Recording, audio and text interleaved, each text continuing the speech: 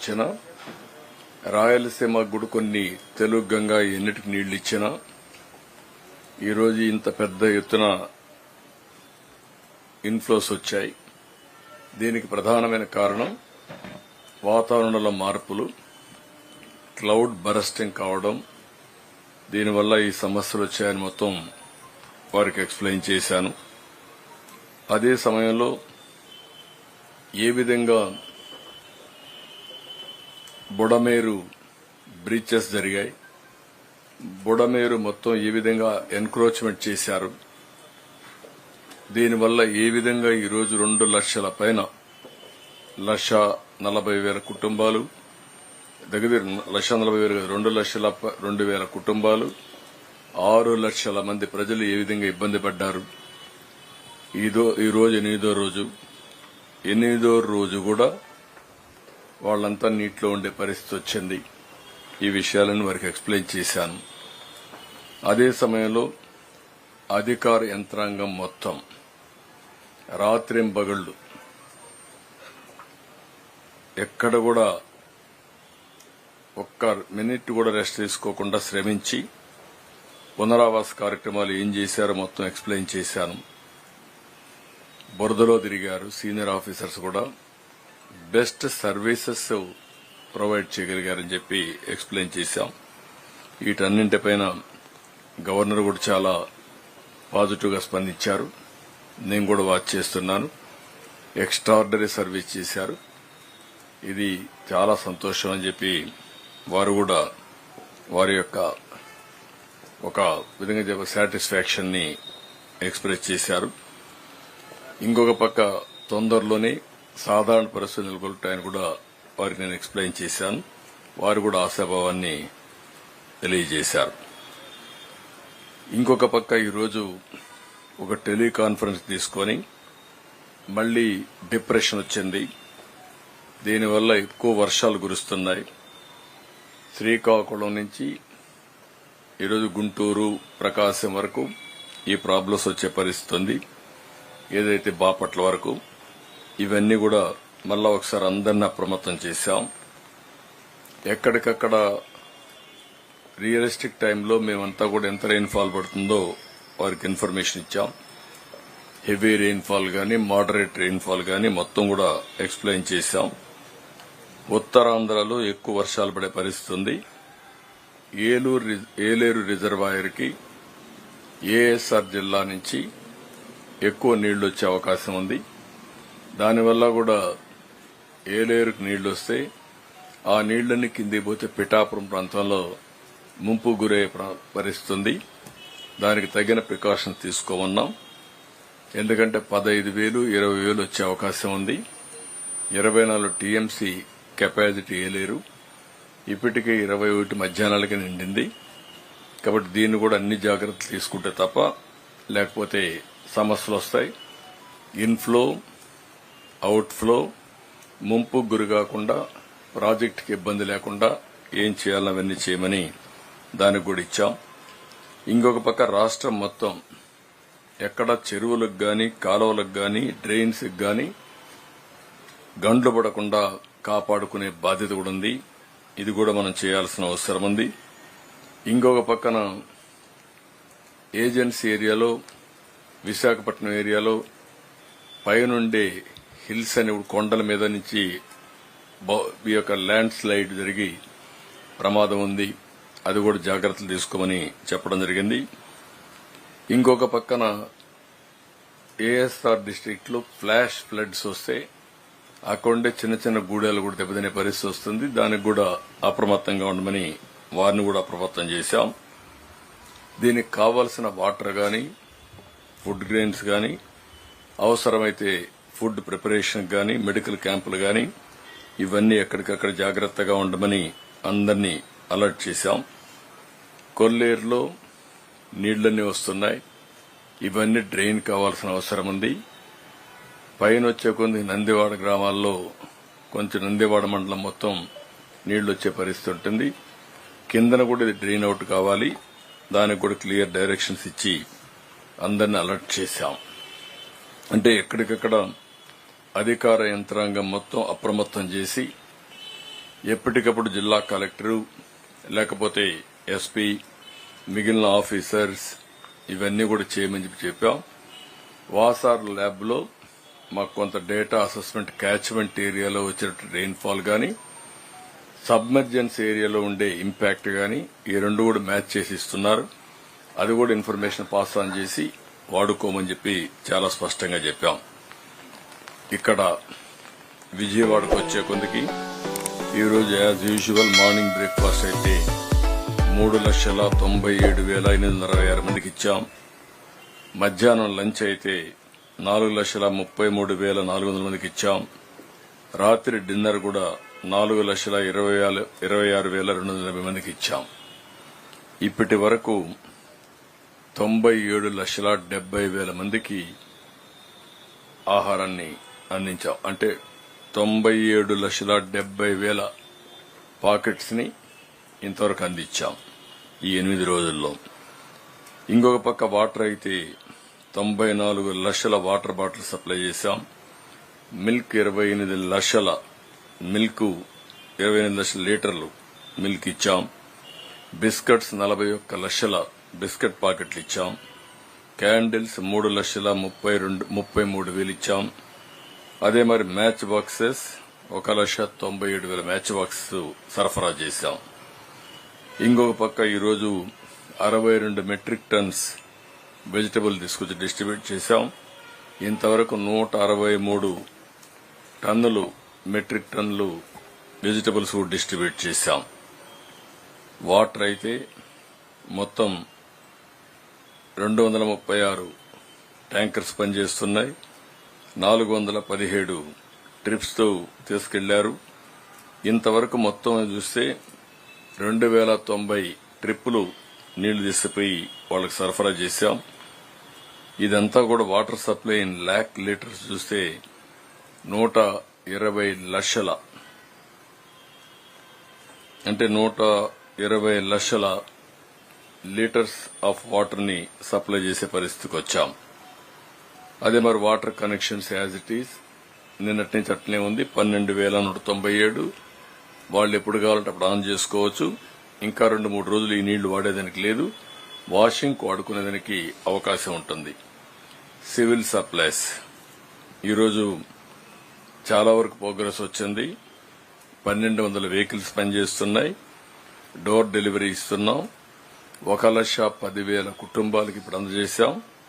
మొత్తం 2,32,000 కుటుంబాలకు అందజేయాలి. రేపు ఎల్లుండిలో ఇది కూడా పూర్తి అవుతుంది. ఫైర్ ఇంజిన్స్ కూడా మీరు చూస్తే 27,000 హౌసెస్ క్లీన్ చేశాం. అది కంటిన్యూ అవుతుంది. ఎంతమందికి అవసరమో ఈ సర్వీసులందరికీ ఎక్స్టెండ్ చేస్తాం. శానిటేషన్ దగ్గర 7,100 మంది పనిచేస్తున్నారు. 3,200 మెట్రిక్ టన్నులు లిఫ్ట్ చేశాం. ఇంకొక పక్కన టోటల్ రోడ్స్ కూడా 368 కిలోమీటర్లు క్లీన్ చేశాం. ఈరోజు నేను చూశాను, కొన్ని రోడ్లు దిగుడు చూశాను.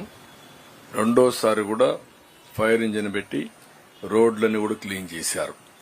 ఎక్కడ ఇసుక అనే మాట లేకుండా, ఎక్కడ డస్ట్ అనే మాట లేకుండా చాలా వరకు అన్ని రోడ్లు క్లీన్ చేస్తున్నారు. 2-3 సార్లు కూడా చేస్తున్నారు. దీనివల్ల ఎక్కడ కూడా శానిటేషన్ పర్ఫెక్ట్ గా వస్తుంది. కంటామినేషన్ ఉండదు. ఏదైనా ఉంటే ఈ అంటువ్యాధులు రాకుండా కాపాడే పరిస్థితి వస్తుంది. బోట్లు అయితే 122 పనిచేస్తున్నాయి. డ్రోన్స్ అయితే 37 డ్రోన్స్ పనిచేస్తున్నాయి. 2 డిస్ట్రిబ్యూషన్ కి, సర్వలెన్స్ 18, స్ప్రేయింగ్ 17. ఇంకొక పక్కన ఇవన్నీ కూడా 1,24,000 ఫుడ్ ప్యాకెట్స్ అందించారు. ఇప్పుడు డ్రోన్స్ ని సర్వలెన్స్ పెట్టినప్పుడు అన్ని ప్రాంతాల్లో తిరిగి మళ్లీ శానిటేషన్ కి అలర్ట్ చేసి, శానిటేషన్ అవన్నీ తీసిన తర్వాత మళ్ళా ఫోటో తీసి ఆడిటింగ్ కూడా చేస్తున్నాం. శానిటేషన్ కి ఇచ్చిన ఇన్స్ట్రక్షన్స్ ఎంతవరకు ఫాలో అయ్యారు, ఎంతవరకు ఇచ్చిన కంప్లైంట్స్ గాని ఇచ్చిన డేటా బేస్ చేసుకుని కరెక్టివ్ మెజర్స్ తీసుకున్నారో అవన్నీ కూడా అనలైజ్ చేసి ఈచ్ టీమ్ ని జవాబుదారీతనం చేస్తున్నాం. అకౌంటబిలిటీ ఫిక్స్ చేస్తున్నాం. ఈ ఎక్సర్సైజ్ కూడా అవుతోంది. అంటే this is the first time ఆహార పొట్లాలు అందించేదానికి ఇబ్బంది లేకుండా నేరుగా ఇంటికి ఎక్కడ నీళ్లు తడవకుండా హైజీనిక్ గా అందించగలిగాం. రెండో ఎక్స్పెరిమెంట్ మీరు చూస్తే మొత్తం శానిటైజేషన్, ఎక్కడ చెత్త ఉన్నా ఎక్కడ ఇది ఉన్నా అవన్నీ కూడా తీసి ఆ ఫోటోలు పెట్టి మళ్ళా క్లీన్ చేసి మళ్ళా పెట్టే పరిస్థితికి వచ్చాం. అంటే ఆడిటింగ్ కూడా చేస్తున్నాం. మూడోది స్ప్రేయింగ్. ఎక్కడికక్కడ కాస్ట్ ఎఫెక్టివ్ గా ఒక 15 మంది చేసే పని ఒక డ్రోన్ చేయగలుగుతా ఉంది. దాన్ని కూడా ఎఫెక్టివ్ గా ఉపయోగిస్తున్నాం. ఇంకో పక్క ట్రాన్స్పోర్టేషన్ లో 870 వెహికల్స్ పనిచేస్తున్నాయి. బస్సెస్ కూడా పెట్టాం. సిటీ అంతా కూడా తీసుకొచ్చాం. ఎందుకంటే 8 రోజులు ఇంట్లో కూర్చొని మానసికంగా ఆందోళన చెందే బదులు కొంచెం బయట కూడా తిప్పితే రిలాక్స్ అవుతారు. కొంతమంది క్యాంపుల నుంచి వాళ్ళ బంధువులు ఇంటిపోతున్నారు, మళ్లీ వస్తున్నారు, పర్వాలేదు, కానీ వాళ్ళు రిలాక్స్ కావాల్సిన అవసరం ఉంది ఉద్దేశంతో ఈ కార్యక్రమాన్ని కూడా చేశాం. ఆటోలో 8 పెట్టాం. ఇక్కడ మిగిలిన జేసీబీలు 13 పనిచేస్తున్నాయి, క్రేన్స్ 14 పనిచేస్తున్నాయి, హెచ్జీబీ లారీస్ 171 పనిచేస్తున్నాయి. మొత్తం 870 వెహికల్స్ పనిచేస్తున్నాయి.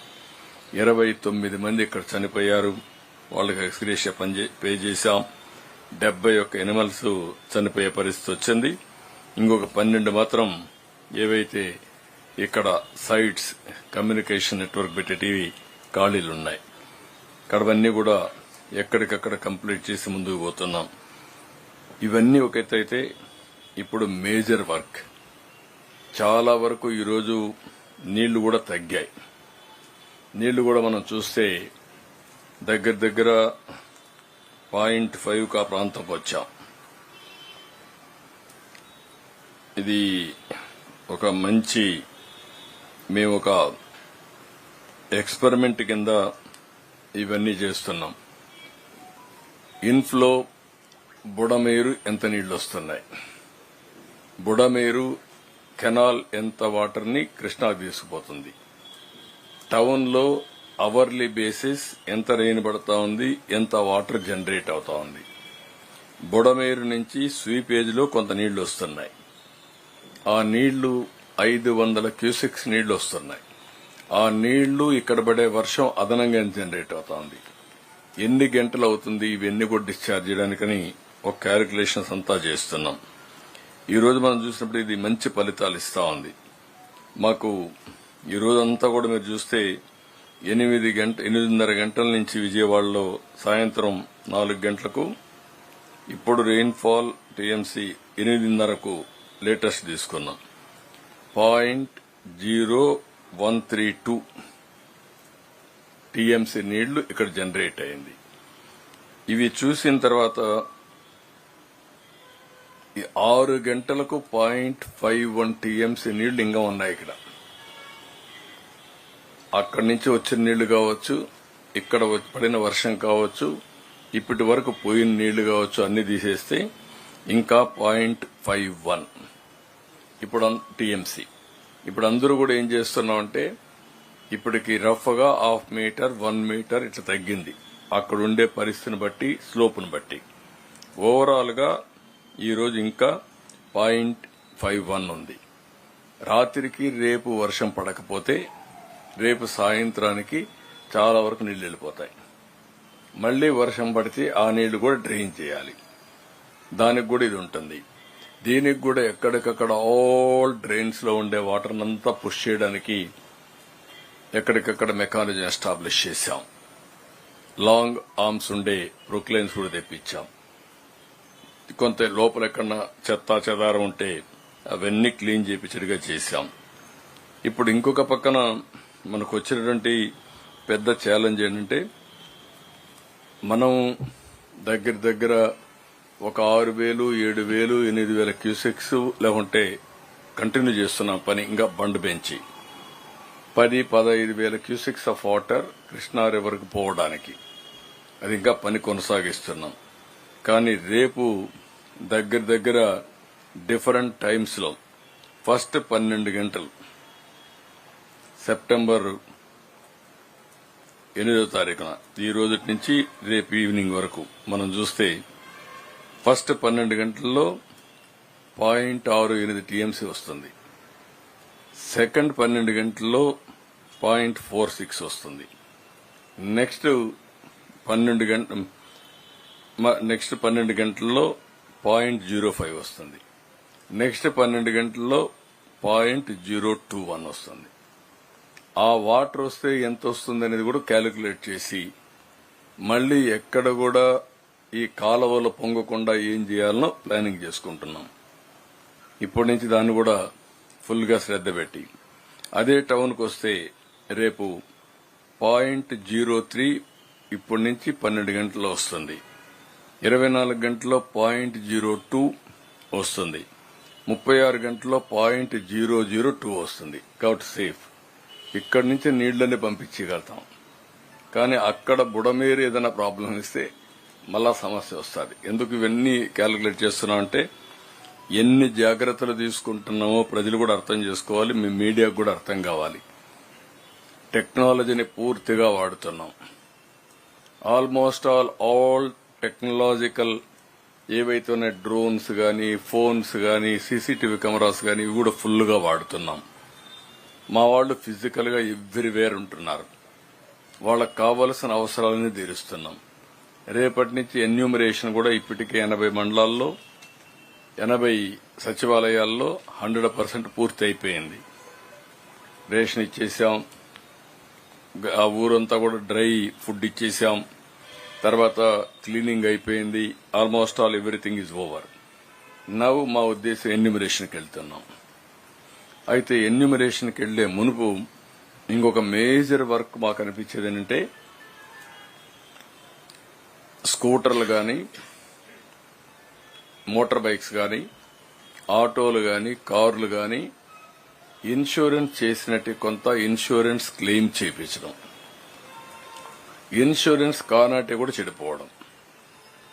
ఇప్పుడు ఇవన్నీ రిపేర్ చేయించడం ఒక పెద్ద ఎక్సర్సైజ్. ఇది కాకుండా మొత్తం చాలా మందికి ఎలక్ట్రానిక్ ఐటమ్స్ ఉన్నాయి ఇండ్లలో. ఎలక్ట్రానిక్ ఐటమ్స్ ఒక టెలివిజన్, ఒక రెఫ్రిజిరేటర్, ఒక washing machine, air conditioner, laptop, desktop, microwave oven, mixie, grinder, cooker, gas stove, water purifier, చిన్ని ఇలాంటి చాలా ఉన్నాయి. ఇవన్నీ కూడా రిపేర్లు చేయించాలి. ఏజెన్సీస్ ఏవైతే ఉన్నాయో ఇవన్నీ ఎలక్ట్రానిక్స్ అన్ని ఆ కన్సర్న్ మ్యానుఫ్యాక్చరే చేయగలుగుతాడు. వాళ్ళ ప్రిస్క్రైబ్డ్ మెయింటెనెన్స్ ఇంజనీర్లే ఉంటారు, ఆ వర్కర్స్ ఉంటారు. వాళ్ళందరితో మాట్లాడుతున్నాం. ఇంకొక పక్కన పెద్ద ఎత్తున ఈరోజు చాలా కార్యక్రమాలు. ఈరోజు మీరు చూస్తే ఒక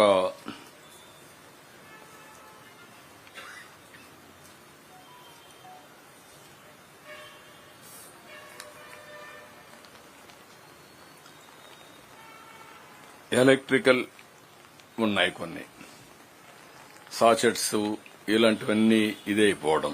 ఎలక్ట్రీషియన్ కావాలి, ఫీజులు పోవడం, అన్ని ప్లంబర్స్, ఇంకొక పక్క పెయింటర్స్, కార్పెంటర్స్ ఇలాంటి చాలా ఉన్నాయి.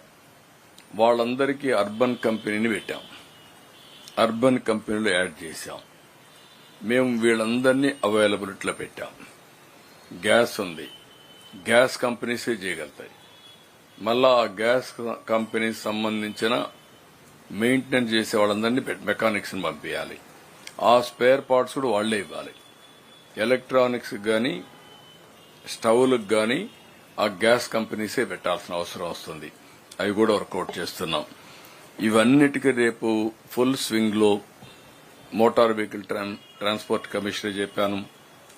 కొన్ని వాళ్లకు ఎక్కడైతే ఆ కంపెనీ ఆథరైజ్డ్ డీలరే ఉంటాడు, ఆథరైజ్డ్ మెకానిక్ దగ్గర పోతేనే క్లెయిమ్స్ వస్తాయి. కొన్ని వీళ్లకు నమ్మకం ఉండే వ్యక్తులున్నారు.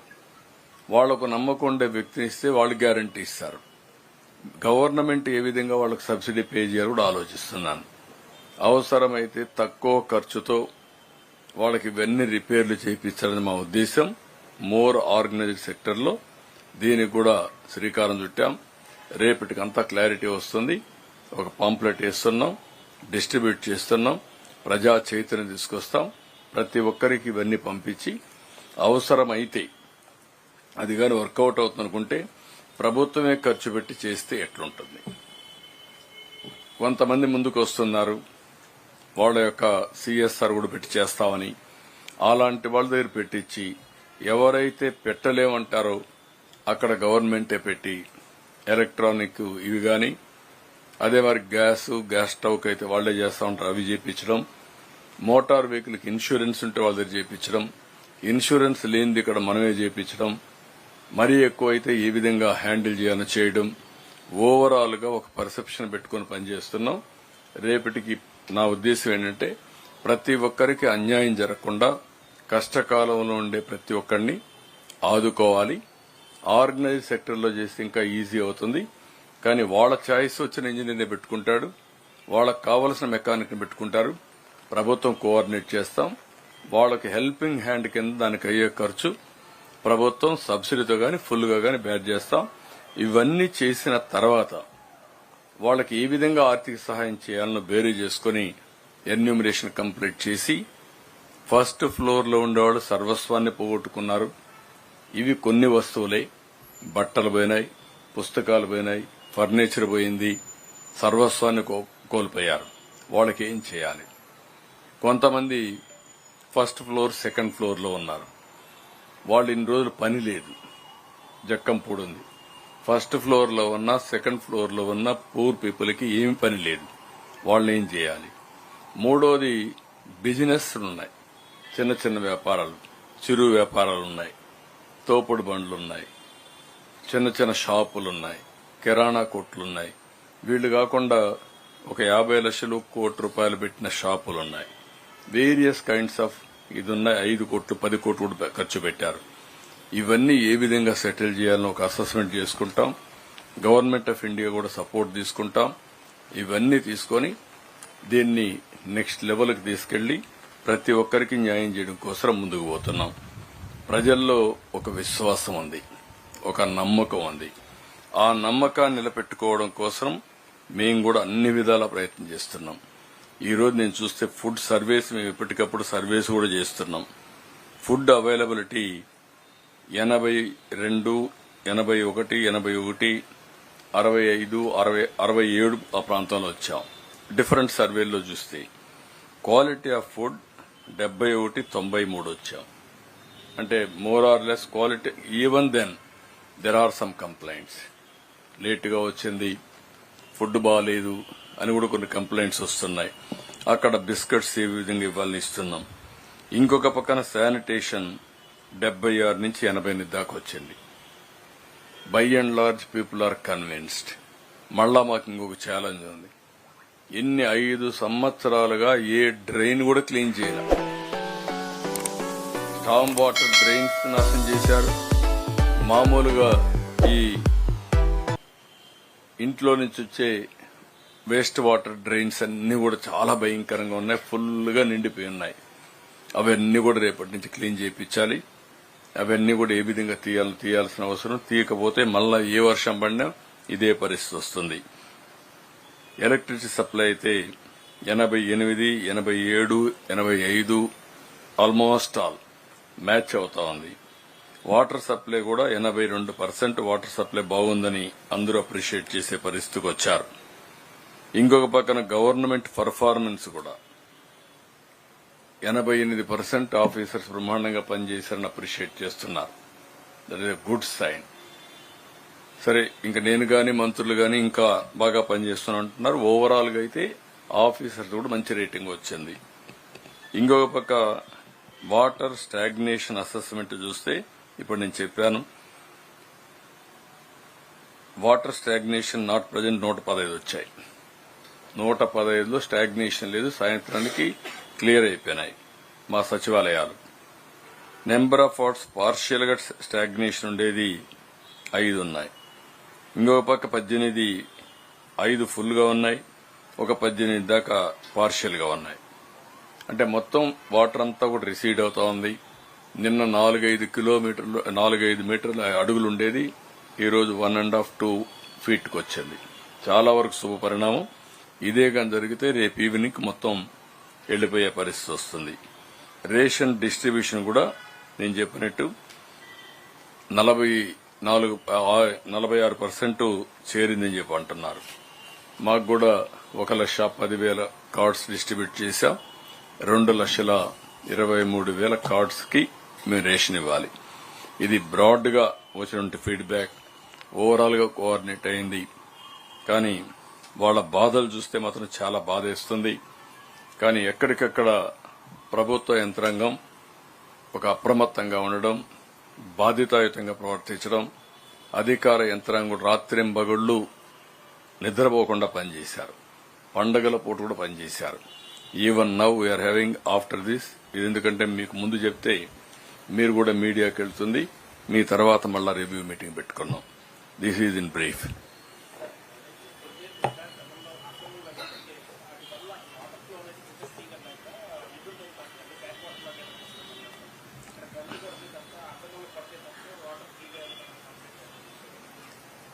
వీళ్ళ ఎగ్జామిన్ అదే అక్రమాలు కొట్టడం ఒక యాంగిల్, కిందన కూడా ఫ్రీగా పోవడం రెండో యాంగిల్. ఇక్కడ కొల్లేరు వరకు ఈ నీళ్లు వెళ్ళడం, కొల్లేరులో ఎప్పుడైతే ఫుల్ గా వాటర్ వస్తుందో అక్కడి నుంచి బ్యాక్ వస్తుంది. అక్కడి నుంచి ఏదైతే అవుట్లెట్ ఉందో కిందన సముద్రంలో కూడా పోవాలి. అది కూడా చెప్పాం. అవి కూడా 2 కలెక్టర్స్ కోఆర్డినేట్ చేసుకుని చేస్తున్నారు. ఒకవేళ మీరు చెప్పింది కరెక్ట్ అయితే ఏమాత్రం వెనక్కి పోం. ఇక్కడ కూడా క్లియర్ గా చెప్తున్నా, మళ్లీ విజయవాడలో ఇలాంటి వరదలు పునరావృతం కాకుండా గట్టిగా చర్యలు తీసుకుంటాం. బుడమేరు ఆపరేషన్ స్టార్ట్ అవుతుంది. దాన్ని ఏ విధంగా చేయాలనో చేసి భవిష్యత్తులో ఏమాత్రం ఇబ్బంది లేకుండా చేస్తాం. క్వశ్చనే లేదు. ఇంకా ఇది మంచి పద్ధతి కాదు. 2,03,000 కుటుంబాలు, ఎంటైర్ గవర్నమెంట్ ఇక్కడే కూర్చొని వాళ్ళకి జరిగిన నష్టం బాధపడుతూ ఇంత అవస్థపడాల్సిన పని లేదు. కొంతమంది స్వార్థపరుల కోసం ఇన్ని త్యాగాలు ప్రజలు ప్రభుత్వం చేయవలసిన అవసరం లేదు. ఇది tax payers money and also వాళ్ళ లైఫ్ లాంగ్ ఎర్నింగ్స్, జీవిత కాలంలో కూడగట్టుకున్న డబ్బులన్నీ పోయే పరిస్థితి వచ్చింది. అనాథులైపోయే పరిస్థితి వచ్చింది. కొంతమంది స్వార్థపరుల కోసం, కొంతమంది ల్యాండ్ గ్రాబర్స్ కోసం, కొంతమంది పాలిటీషియన్స్ కోసం. I can say very clearly, కొంతమంది పొలిటికల్ సపోర్ట్ తో విచ్చలవిడిగా చేసే పరిస్థితికి వచ్చారు. దీన్ని ఎట్టే పరిస్థితిలో ఉపేక్షించాం. చాలా ఫర్మ్ గా ఉంటాం. పటిష్టమైన చట్టం ఉంటుంది. చాలా క్లియర్ గా ఉంటాం. అన్నింటికంటే ప్రజల safety is very very important. ప్రజల సేఫ్టీ ముందర ఏది ముఖ్యం కాదు ఈ ప్రభుత్వానికి. Okay, thank you.